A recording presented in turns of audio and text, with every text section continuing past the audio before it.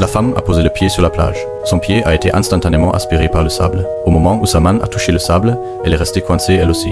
Elle s'est débattue à l'agonie, son corps s'enfonçant lentement dans le sable. Son ami s'est précipité hors de la voiture pour la sauver, mais a trébuché après seulement 2 pas. Tout son corps était fermement collé à la plage, incapable de se relever malgré tous ses efforts. Le corps de l'homme a commencé à être envahi par le monstre. Il s'est tordu de douleur insupportable et a bientôt disparu dans le sable, comme s'il n'avait jamais existé. Les autres ont essayé de démarrer la voiture pour aller chercher de l'aide, mais le moteur ne tournait pas. La panique s'est emparée du groupe.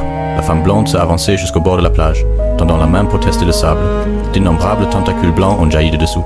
Juste à ce moment-là, le gros garçon s'est réveillé. Ses amis ivres l'avaient fourré dans un tonneau plus tôt. Le groupe lui a crié de ne pas se débattre, le mettant en garde contre la créature dangereuse qui rôdait dans le sable. Ils ont d'abord décidé d'attendre les secours, mais le temps devenait de plus en plus chaud de minute en minute. Ils allaient bientôt mourir d'un coup de chaleur ou de soif. Les tentacules dans le sable ont commencé à attaquer les pneus de la voiture. Ne voyant aucun signe de secours, Jonah a décidé de s'échapper sur une planche de surf. Il a sauté dessus. Heureusement, le monstre n'attaquait pas la planche de surf. Il a posé 2 planches pour former un chemin et a avancé, arrivant sans encombre au milieu de la plage. Une lueur de fierté a traversé le visage de Jonah, mais à peine avait-il atteint la table que la planche de surf a glissé soudainement vers l'arrière. Jonah a dû s'accrocher au bord de la table avec ses mains.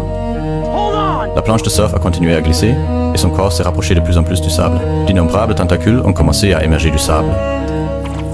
Grince des dents contre la douleur cuisante, il a sauté de toutes ses forces sur la table. Il a fouillé dans son sac à dos pour trouver de l'eau et de la nourriture.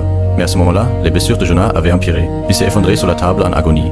Le monstre dans le sable ne leur a pas laissé le temps de reprendre leur souffle et a recommencé à attaquer les pneus. Les filles dans la voiture voulaient prendre leur téléphone pour appeler la police, mais tout leur téléphone était verrouillé dans le coffre. Elles ne pouvaient pas du tout y accéder. Juste à ce moment-là, une voiture s'est arrêtée. C'était la garde côtière. Le groupe a hurlé et a fait des signes désespérés pour obtenir de l'aide. Mais les agents les ont complètement ignorés et sont sortis de la voiture.